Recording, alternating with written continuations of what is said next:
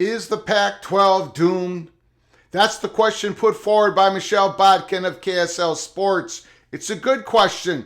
I don't think it is. I don't think anyone has truly said it is doomed, but there is trouble. There is a struggle. We're going to be going through Michelle Bodkin's article. Welcome to episode 164 of College Football's Peek Around the Corner with your host, Greg Pflugar. We cover everything in college football because we love everything in college football. And if you do as well, if you need a little bit of extra content, college football content to get you through the days, to get you through the nights, subscribe to our channel. Smash that like button. Share the video with your family and friends. Let's not waste any more time. A very good article written by Michelle Bodkin of KSL Sports. Once again, as we break this down, I'll be saying what I agree, what I don't agree with the article. You put down your thoughts, your comments in the comments section below by Michelle Bodkin, KSL Sports. Salt Lake City, it's been a busy few weeks regarding the Pac-12 meeting negotiation rumors. Let's try to make some sense of it together. I've been trying to keep an eye on things being said while gleaning any glimmer of knowledge from sources, a word that has been vastly abused and overused through this process, in my opinion. Who has been abusing this and overusing this? This is never said out in front, is it? And talk about what I think, what I know is appropriate. Now seems to be an appropriate time to divulge a few things I feel like I know to this point from contacts and acquaintances I've gathered over the years who are well connected to Utah and Pac-12, along with some nationwide connections too. So she's going to be talking about her connections, her sources. Okay. I want to emphasize I'm not promising or guaranteeing anything, and what I say is subject to change as new information becomes available. We're all saying that. There's no one who isn't saying this. Of course, no one is promising or guaranteeing anything, and it's always subject to change. The things are fluid. Even the people in the decision room, the decision makers in the decision room, do not know what's going to happen next. That should go without saying. What I am saying, though, at this moment, based on information available to me right now, this is where I believe things are heading. Is the Pac-12 doomed? I don't believe so. At least not this go around. Talk to me again when the meeting negotiations open up in about 5 to 6 years. And I may have a different opinion, but we'll have to wait and see what the landscape gives us at the time. I realize there have been some loud and timely reports from a few spheres that the Pac-12 is in trouble over the course of the last 8 months. But based on the information I've been able to gather from my sources that are well placed within Utah and the Pac-12, I have yet to find any solid proof to corroborate those reports. So, there is no trouble in the last 8 months in the Pac-12? You didn't listen to what Ray Anderson said, the athletic director of Arizona State, out in public? We'll get to that in moments. I find that hard to believe. Again, there are things that I agree with this in this article, but there are some big blind spots in this article as well. And no, I'm not casting aspersions. I'm not casting a negative motivation to Michelle Bodkin. This is what she believes. This is what people are telling her. But there's a lot of different angles and moving parts to the story. We can't all have the same angle and sources to the story. That does not mean some of us are being paid off by Endeavor and all these other ridiculous conspiracy notions out there on Twitter and the message boards. Back to the article. I have multiple sources around Utah and the Pac-12 that have said from the start it is Utah's desire to remain in the Pac-12. Everybody agrees with that. Nobody has said Utah doesn't want to stay in the Pac-12. All the Pac-12 schools want to stay in the Pac-12. They want to be with their peers, if all possible. Absolutely true. One of those sources with the Pac-12 specifically told me they have talked with one of the higher ups in the conference who is in all of the meetings. And they said Utah has been leading a lot of the charge. ASU is another school mentioned to me as being very invested in those meetings. They're all invested in these meetings. All of them. And we'll get back to Arizona State in a little bit. Add in that John Canzano said last week in his article about having Colorado Athletic Director Rick George on the record that they aren't leaving for the Big 12. And the tweet below from Utah Athletic Director Mark Harlan, it doesn't sound like the so-called Four Corner schools are as interested in his leaving as some of the reports had mentioned. Those Four Corner schools do not want to leave the Pac-12.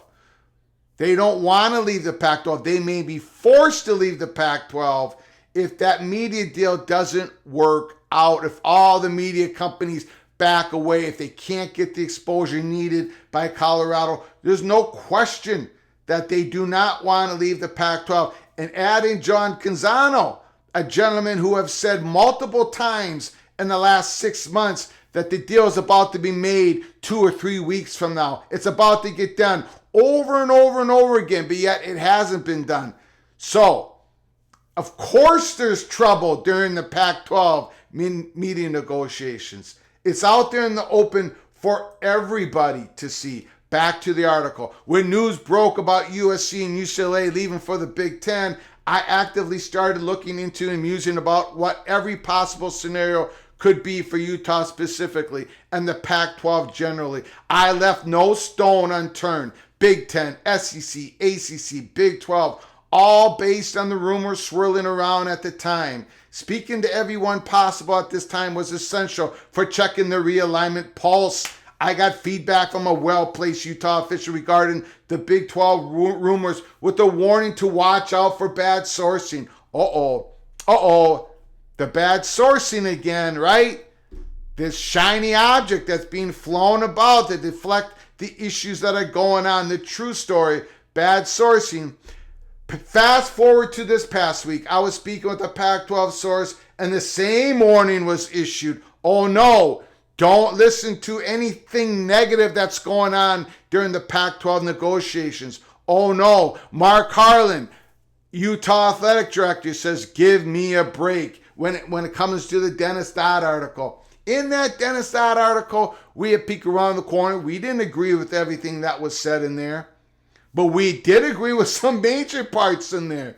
Washington and Oregon, Big Ten, circling around, going to give another look, especially when they get that new Big Ten commissioner in. They still, look, Pac-12 does not control their own destiny right now. They just don't. It doesn't mean they're going to implode. But to say that everything is great, that nothing negative is going on, they're not having a challenge, they're not frustrated, that is patently false. And again, we'll get back to a public report from a Pac-12 official saying that out in the public. That wasn't mentioned in this article. With that said, it is not that I don't think the Big 12 hasn't had conversations with Utah, ASU, Arizona, and Colorado. Well, there are many. Michelle Bodkin, you're absolutely correct. There has been conversations, but there have been a whole bunch of Pac-12 writers out there, speculators, tweets, message board just say there hasn't been any communication, that they've been rebuffed and said no to it over and over again. That's not the truth. And again, not mentioned in this article. I just can't find current proof from anyone well-placed that these conversations are as serious as some are reporting them to be. Why are these negotiations taking so long? Is the money that bad? There has been a lot of talk that's because the negotiations surrounding the Pac-12's media rights have taken what some consider a long time, that it must mean money is a problem. Though conversations with the people connected with Utah Pac-12 and the people used to going through big negotiations, I'm not finding any proof that the Pac-12 is struggling to find a good deal. So you did not read Ray Anderson, what he said out in public? I find this hard to believe. Again, some of this I agree with. Pac-12 isn't necessarily doomed. But we're just pretending that no one has said there's been struggles and frustrations and then that might not meet their first expectations of money. Going back to the article. In fact, it's sounding like the Pac-12 has found some mixture between ESPN, Amazon, and Apple that they like and are just busy hammering out the details. I have not been given any exact numbers, just a general range. The reason why you haven't been given exact numbers and general range, because there hasn't even been a comprehensive total package deal presented to the Pac-12 presidents. Back to the article. However, time and time again from my Utah and Pac-12 sources, I've been told the money will likely be within the vicinity of the Big 12, give or take some change, but not enough difference to make anyone want to bolt. Again, here at Peek Around the Corner and other people, it isn't about the money. It could be $1 million less. It could be $1 million more. It's about the visibility. It's about the exposure issue that the Pac-12 may have. It looks like they're going to have. Even if they sign the deal, it's going to be heavy risk. They're putting their chips in the middle of the table on streaming. It's a risky proposition. It's not about the money. It's about the visibility issue. So again, this is a red herring. Back to the article. This information lines up with what other Pac-12 reporters who are in Las Vegas speaking to people in the negotiation room are saying, along with this tweet from former Fox Sports Network's president Bob Thompson, who has also been adamant that the money should be in line. Let's take a look at Bob Thompson's tweet. Since July, I have been saying that the Pac-12 is about $300 million a year, a bit higher if they monetize Pac-12 networks. With only 10 schools to split the Pac-12 money between, not sure if 31.6 is enough to make anybody move. Absolutely true. But again, it's not about the money. And look at the date that Bob Thompson put out there. October 30th, 2022, that was 4 months ago. 4 months ago. You're going back to a tweet that was stated 4 months ago, but yet you can't go back to a Ray Anderson public statement of a couple weeks ago of how the Pac-12 negotiations are going on. Back to the article. So where is the holdup? I've been told the Pac-12 is currently negotiating with Amazon and Apple TV on the streaming end because it's new territory. The process takes longer and involves more lawyers than simply negotiation with one of the classic TV powers. There is a general precedent in contracts and classic TV powers such as ESPN, Fox Sports, etc., and the various athletic conferences. There isn't one with the streaming services that makes drawing up a contract more complex, therefore more time consuming. Absolutely agree. If that's what's truly going on, it's going to take more time.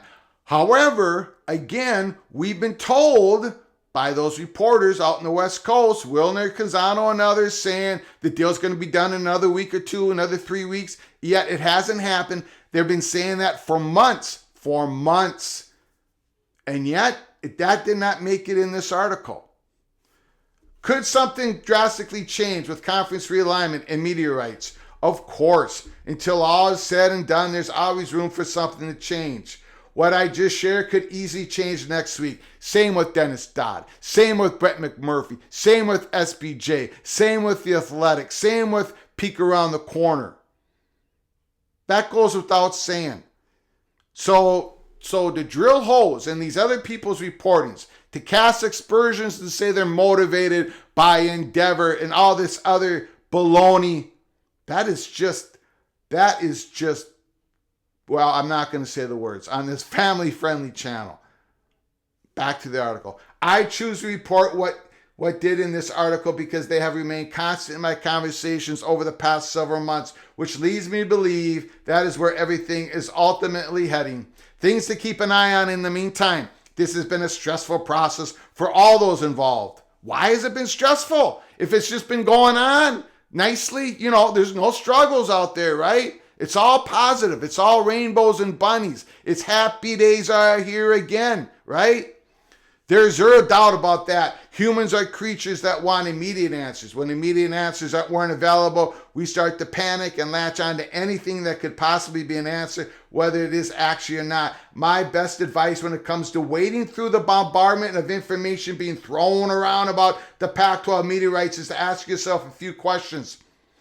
Who would actually be involved in these discussions? Number 2, are the sources being cited reasonably specific to who would be involved? Number 3, has the messaging attitude changed from those who would be involved? And then at the end here, basically watch closely those who would be involved in the negotiation room and take your cues from them. If they don't appear to be panicking, you shouldn't either. Okay, well, Michelle, Bodkin, and others. Who said this? I put on my Twitter yesterday. Quote, we're managing it by being patient and letting the process with our new commissioner take its course. It's been challenging and it's been frustrating. And I don't think anybody can deny that. So we've had to be patient because very frankly, we're not in control. Who said this? Ray Anderson, Arizona State Athletic Director. Couple weeks, by the way, after we at Peek Around the Corner reported that an Arizona State money perch told us that Arizona State raised concerns.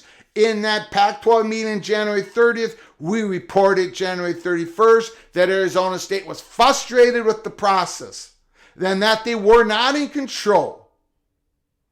Couple weeks later, in public, Ray Anderson, the athletic director, says the exact same thing. Okay, are we supposed to go by who is actually in the room? Okay, well, this is the person who is actually in the room. And this Ray Anderson also said that the deal isn't going to be what we expected it to be when it comes to financials, but it may be enough to keep the conference together.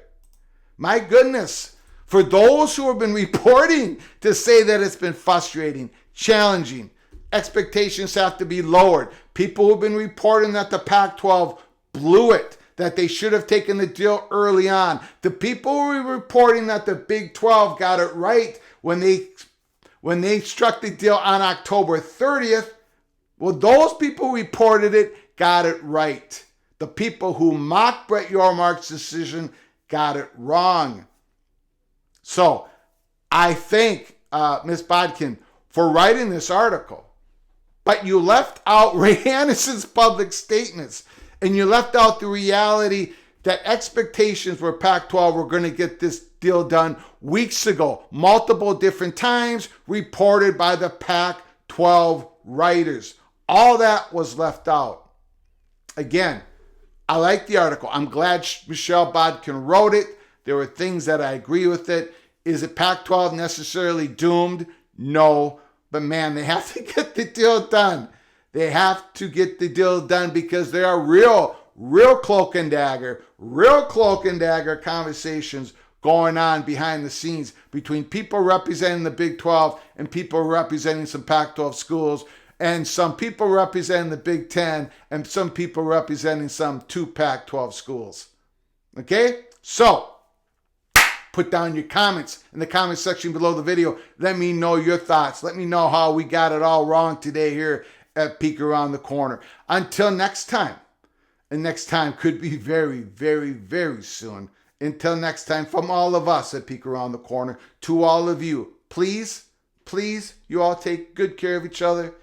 Thank you so very much.